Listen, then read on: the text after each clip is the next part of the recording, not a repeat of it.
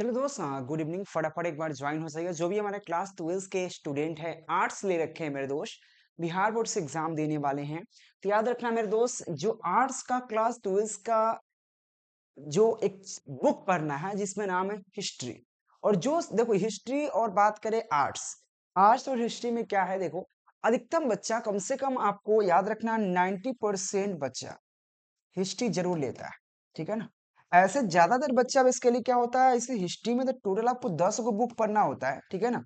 उसमें से कुछ बच्चा 3 गो चूज करता है। तो जो बच्चा ने, जो दोस्त, जो हमारे स्टूडेंट ने हिस्ट्री ले रखा है, इतिहास ले रखा है, उसके लिए मेरे दोस्त चैप्टर नंबर 7 हम क्लास लेने वाले आज इस लेक्चर में, जिसका हम पूरा इंपॉर्टेंट क्वेश्चन आंसर डील करने वाले, इतिहास का चैप्टर नंबर 7।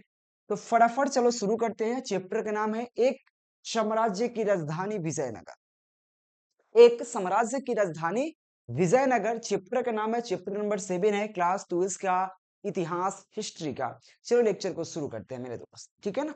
फटाफट बोर्ड एग्जाम बाई कुंदन से चैनल है सब्सक्राइब कर लीजिएगा, ताकि आपको डेली, मेरे दोस्त याद रखना, डेली 6 बजे शाम को क्लास चलता है। डेली 6 बजे, ठीक है ना, शाम को, शाम को क्लास चलता है। डेली 6 बजे क्लास चलता है, शाम को लाइव क्लासेस चलता है। चाहे ऑब्जेक्टिव हो चाहे सब्जेक्टिव हो, ऑल सब्जेक्ट का क्लास चलेगा।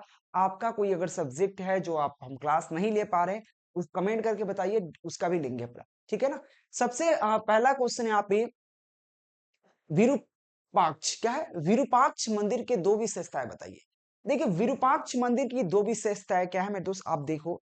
देखो विरूपाक्ष मंदिर की विशेषता यह है कि वहां के जो भी खंभा था, मोटे मोटे खंभा, पहले की मंदिर देखना गोल गोल मोटे मोटे खंभा हैं, ठीक है ना। उस पर क्या है, बहुत सारे मानचित्र बनाए गए हैं, पेड़ पौधे का, जंगलों का, जानवरों का चित्र बनाया गया है। ऐसा लगता है कि आज की प्राकृतिक का वर्णन करना चाहता है वह खंबा, ठीक है ना। उसकी विशेषताएं क्या है देखो यहाँ पे, समझो, ठीक है ना। देखिए विरूपाक्ष मंदिर की स्तंभ, स्तंभ मतलब होता है खंबा, देखो ना, स्तंभ को मतलब होता है कोलुम।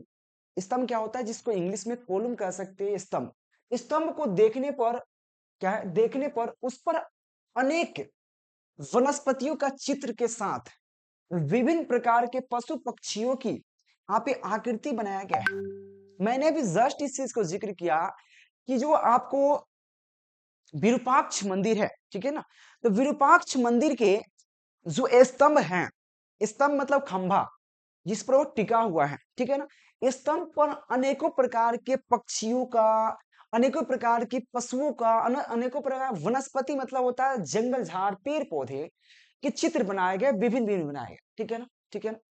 तो मेरे दोस्त क्या है, विरूपाक्ष मंदिर के स्तंभ को देखने पर क्या लगता है, देखने पर उस पर अनेक प्रकार के वनस्पति का चित्र, साथ ही विभिन्न प्रकार के पशु पक्षियों का क्या बनाया गया, आकृति बनाया गया है, ठीक है ना। इसके द्वारा संदेश देने का प्रयास किया जाता है। वह जो स्तंभ है, वह जो खंभा है, वह एक प्रकार का लगता है, ऐसा वहां पे जाइएगा, वहां पे ऐसा लगेगा भाई ना कि ये कुछ संदेश देना चाह रहा है भाई। क्या करता है, वह संदेश देने का प्रयास किया गया है, ठीक है ना।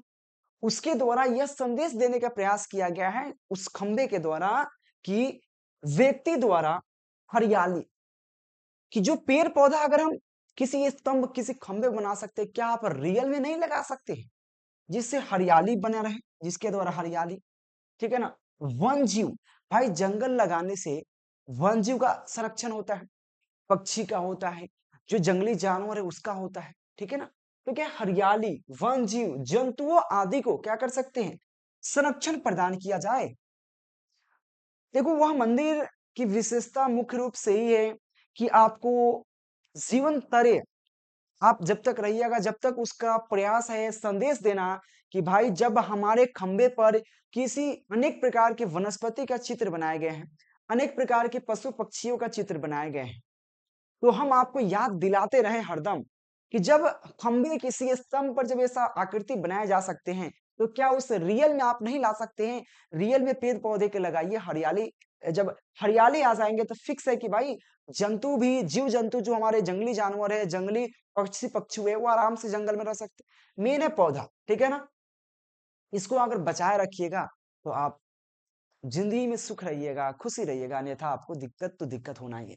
तो सिंपल डिफिनेशन बहुत प्यारा सा है कि वृक्ष पंथ यहाँ पे विरूपाक्ष मंदिर के स्तंभ पर देखने पर उसके अनेक वनस्पति का चित्र के साथ साथ विभिन्न विभिन्न प्रकार के पशु पक्षियों का आकृति बनाया गया है। इसके द्वारा संदेश देने का प्रयास किया जा रहा है या किया गया है कि व्यक्ति द्वारा हरियाली, वनस्पति, जीवा जंतु आदि को क्या करना है, संरक्षण करना है, संरक्षण प्रदान करना है। और ये क्वेश्चन देखो 2020 के एग्जाम में पूछा गया, बिहार बोर्ड के एग्जाम में मेरे दोस्त, काफी महत्वपूर्ण क्वेश्चन है। चलो नेक्स्ट क्वेश्चन की ओर बढ़ने के प्रयास करते हैं। 2 नंबर क्वेश्चन क्या कहता है, इससे प्रकार, क्योंकि देखो इतिहास जो है ना, हिस्ट्री को जितना गहरा जाके पढ़ोगे जितना मजा आएगा, ठीक है ना। गहरा मतलब जितना समय इस पर बिताओगे, जितना अधिक इसको थोड़ा सा उतारने के प्रयास करोगे। ये हिस्ट्री बहुत मिठास शब्द है, मीठा सब्जेक्ट है। मीठा मतलब होता है जितना अगर डीप में जाओगे उतना इंटरेस्ट जगता रहेगा इसमें। हिस्ट्री एक ऐसा चीज है, ठीक है ना। चलो 2 नंबर क्वेश्चन यहाँ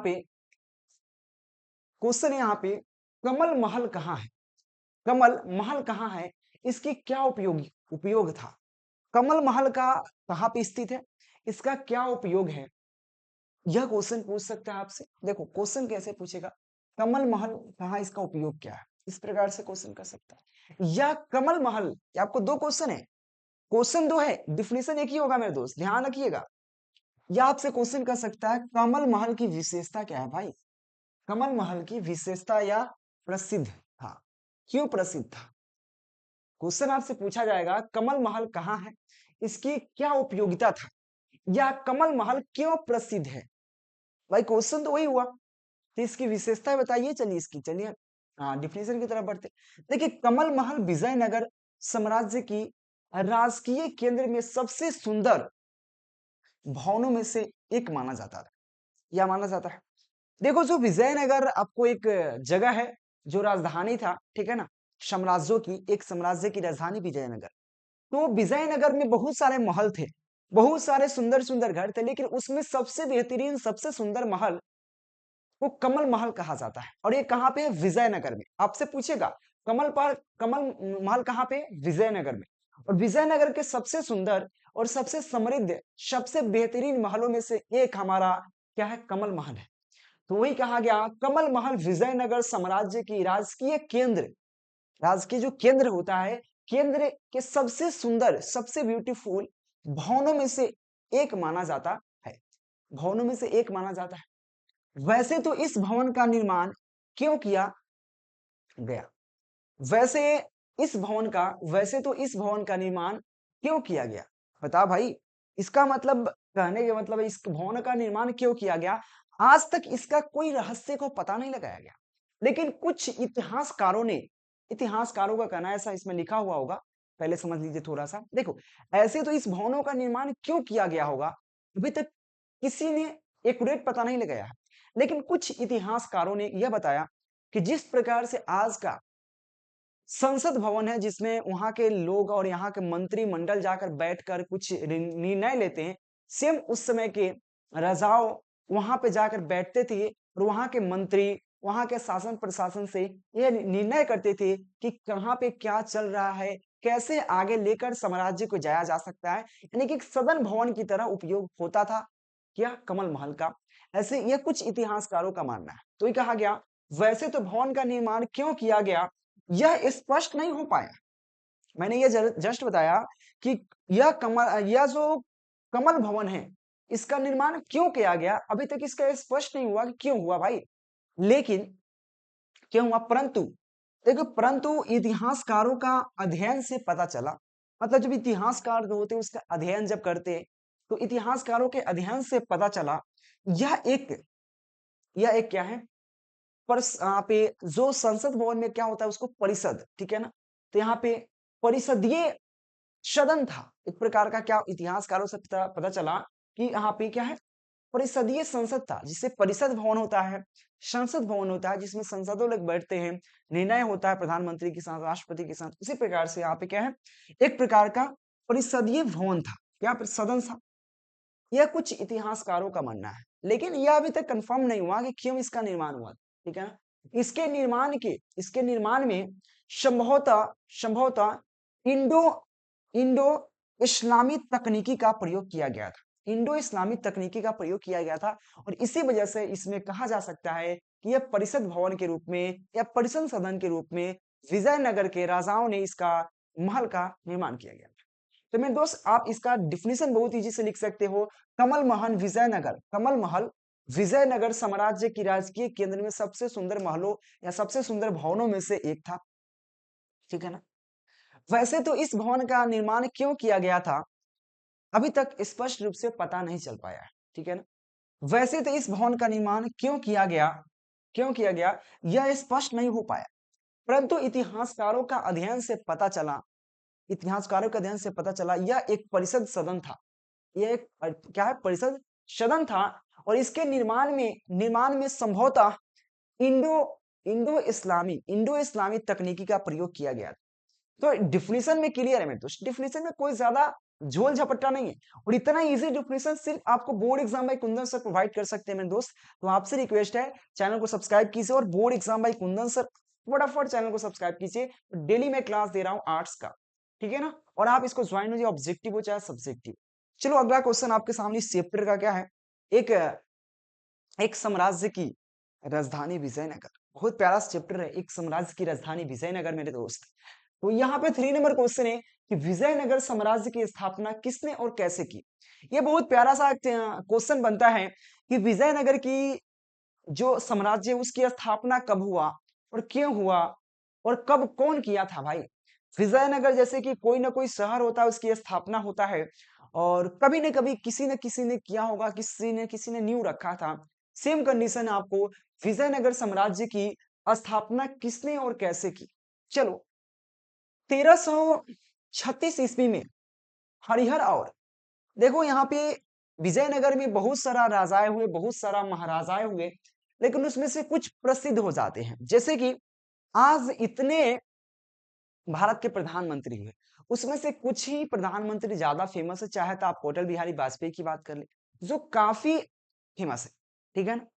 उसी प्रकार से यहाँ पे बहुत सारे ऐसे प्रधानमंत्री हुए, चाहे बहुत सारे राष्ट्रपति हुए। सबसे ज्यादा राष्ट्रपति फेमस कौन है, तो हमारे क्या बोलते हैं उसको, अब्दुल कलाम।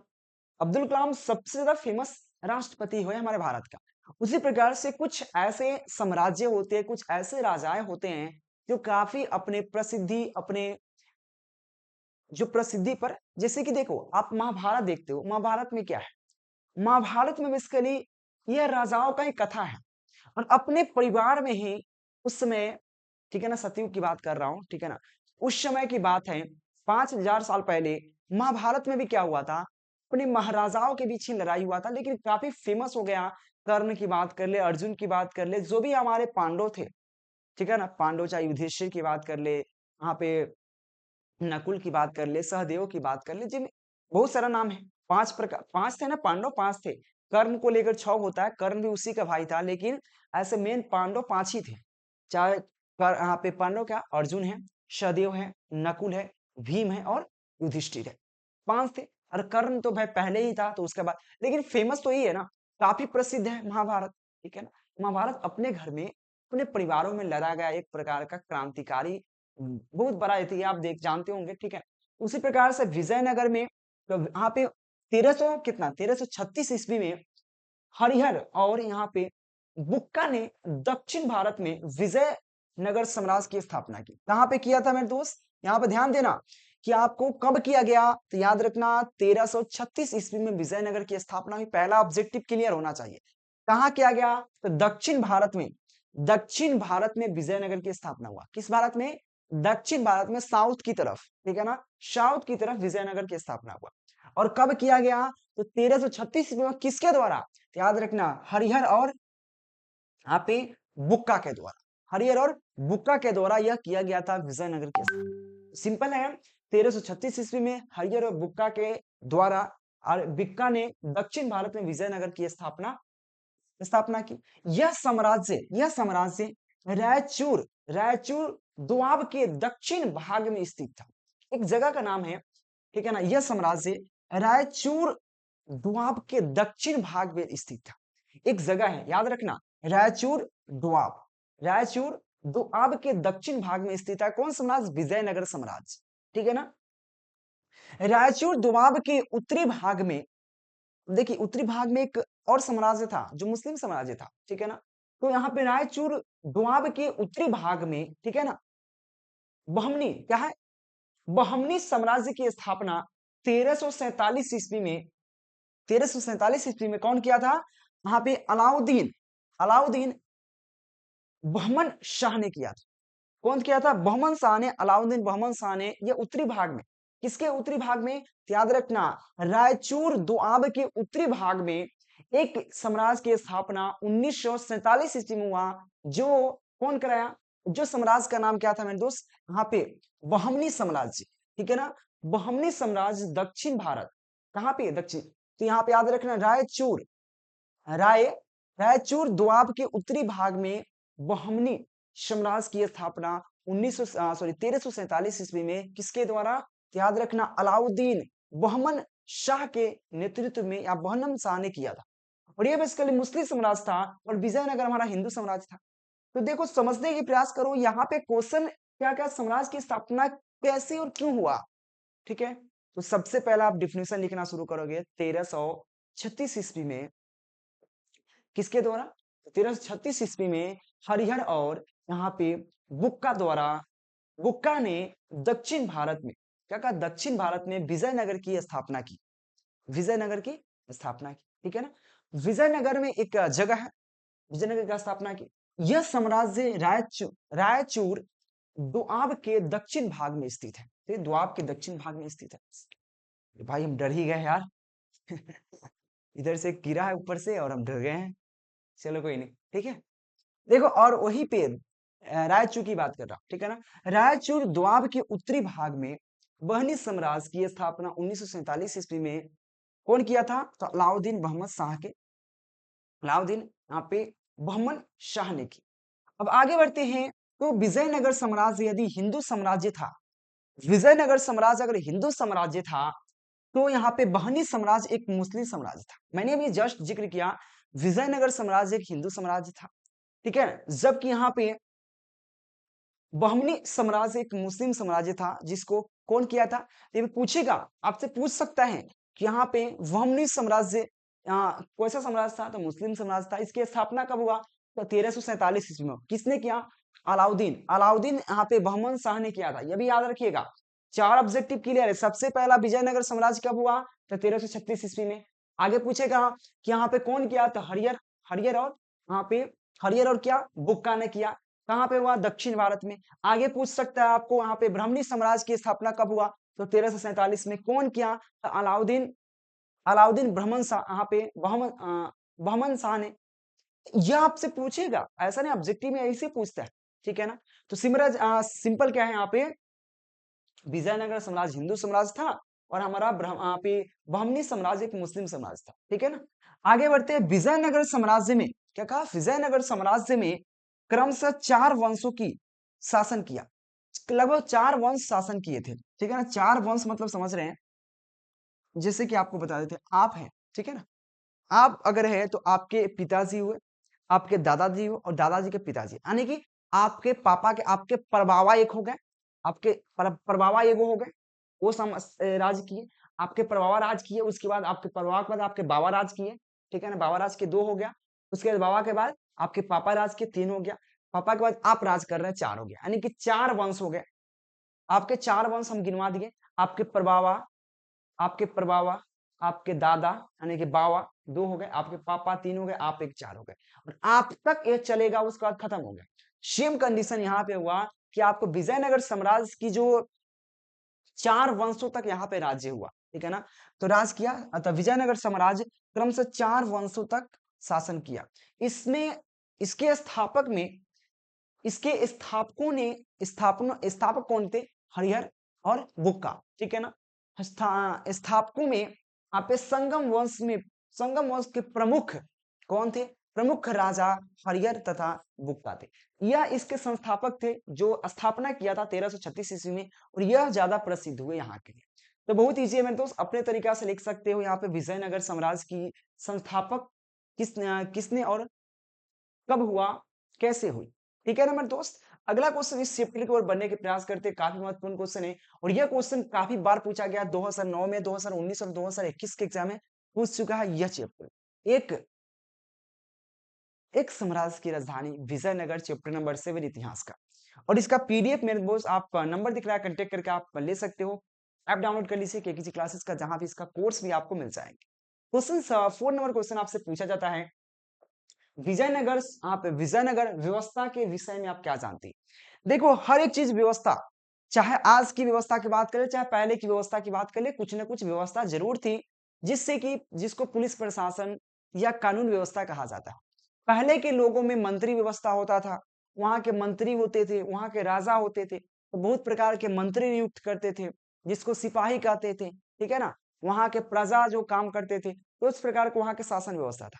और आज का भी शासन व्यवस्था हमारा पुलिस प्रशासन है। तो सिंपल बात है कि यहाँ पे आयागार, आयागार शासन व्यवस्था के विषय में क्या जानते हैं? आयागार क्या एक प्रकार का, ठीक है ना। आयागार शासन व्यवस्था से आप क्या जानते हैं समझिए। देखिए विजयनगर राज्य की स्थानीय प्रशासन में स्थानीय प्रशासन में परिवर्तन कर आयागार व्यवस्था की शुरुआत की गई। देखो सबसे पहला जो स्थानीय प्रशासन थे उसको परिवर्तित कर दिया गया और उसका एक नाम दिया गया जिसको आयागार व्यवस्था कहा गया, ठीक है ना। तो सीधा समझ लीजिए कि यहाँ पे विजयनगर राज्य की यहाँ पे स्थानीय प्रशासन में, जो वहाँ के स्थानीय प्रशासन था, पहले जो प्रशासन थे सिंपल प्रशासन, वहाँ के राजा मंत्री जो भी थे, और इस प्रकार के कुछ गुट बनाकर 10-12 राजाओं के या 10-12 मंत्रियों के 10-12 जो मेन जो उसमें के सिपाही होते उसको एक बना दिया कि भाई यह शासन व्यवस्था करना है। तो जिसको हम द्वारपाल भी कर सकते हैं, ठीक है ना। तो यहाँ पे विजयनगर राज्य के स्थानीय प्रशासन में परिवर्तन करके क्या बनाया गया यहाँ पे? यागार व्यवस्था, ठीक है ना। यहाँ पे याद रखना, यहाँ पे आयागार व्यवस्था बनाया गया, आयगार व्यवस्था की शुरुआत की गई, ठीक है ना। प्रत्येक ग्राम मतलब गांव, प्रत्येक गांव को, ग्राम मतलब गांव ही होता है, गांव को स्वतंत्र स्वतंत्र प्रशासनिक प्रशासनिक इकाई के रूप में गठित करके, यानी कि प्रत्येक गांव के लिए अलग अलग व्यवस्था हुआ, प्रत्येक गांव के लिए अलग व्यवस्था किया गया, क्योंकि पहले तो एक जगह का होता था। उस प्रकार से यहाँ पे प्रत्येक गांव, प्रत्येक एक ग्राम के लिए, ठीक है ना, तो क्या प्रत्येक ग्राम को स्वतंत्र मतलब एक स्वतंत्र होना चाहिए, स्वतंत्र प्रशासनिक इकाई के रूप में गठित कर प्रशासन प्रशासन 12 व्यक्तियों को, और 12 व्यक्तियों को क्या किया? समूह को दिया गया, समूह को दिया गया। और यह समूह क्या कहा गया यहाँ पे आयागार कहलाया गया, आयागार कहलाता है। तो मेरे दोस्त सिंपल समझ लीजिए, देखो पहले का जो हमारे विजयनगर की शासन व्यवस्था थी उसको परिवर्तित करके किसमें परिवर्तित किया गया? आयागार में। आयागार का मतलब यह हुआ कि हर ग्राम के लिए, हर गांव के लिए 12 व्यक्तियों का समूह, 12 व्यक्तियों का समूह हर गांव की सुरक्षा प्रदान करेगा, और इसी को क्या कहा गया? आयागार कहा गया। सिंपल बात है, हर गांव के लिए 12-12 व्यक्ति थे जो वहां की सुरक्षा प्रदान करते थे। प्रशासन व्यवस्था है जो कि सभी के लिए दिक्कत की परेशानी, और दिक्कत हो परेशानी हो चाहे कोई भी प्रॉब्लम हो, तो उस 12 व्यक्ति से वो कर सकता है, और वहां के जो भी जो भी समस्या है उसको सुलझाव कर सकता है। तो इसी को आयगार कहा गया। तो डिफिनेशन में सिंपल लिख सकते हो कि यहाँ पे विजयनगर साम्राज्य की आप स्थानीय प्रशासन को परिवर्तित करके आयगार व्यवस्था की शुरुआत की गई। प्रत्येक ग्राम को स्वतंत्र प्रशासनिक इकाई के रूप में गठित कर प्रशासन 12 व्यक्तियों को क्या क्या एक गुट बनाया, समूह को दिया गया, ठीक है ना। 12 व्यक्तियों को समूह को दिया गया प्रत्येक ग्राम को लिए, और यही समूह क्या कहा? आयगार कहलाया था। बहुत इजी क्वेश्चन है। तो इस चैप्टर में 4 क्वेश्चन था मेरे दोस्त। देखो हर चैप्टर में ज्यादा क्वेश्चन नहीं बनता है, हर चैप्टर में 5-6 क्वेश्चन इंपॉर्टेंट क्वेश्चन होता है, और ऐसे क्वेश्चन आपको डेली मैं देते रहता हूँ। तो प्लीज आपसे रिक्वेस्ट है इस चैनल को सब्सक्राइब कर लीजिएगा, यह मोस्ट इंपॉर्टेंट क्वेश्चन है आपके लिए, ठीक है ना। और इससे बाहर एक भी क्वेश्चन नहीं आएगा, क्योंकि आपको पूरे चैप्टर पर ही होगा, उसमें से एक एक क्वेश्चन भी आ गया तो आपके लिए बहुत होता है मेरे दोस्त। तो thank you watching for this video. Daily मेरे दोस्त क्लास चल रहा है, तो आप लोग आने का प्रयास कीजिएगा, मैं आपसे रिक्वेस्ट यही करूंगा। Thank you.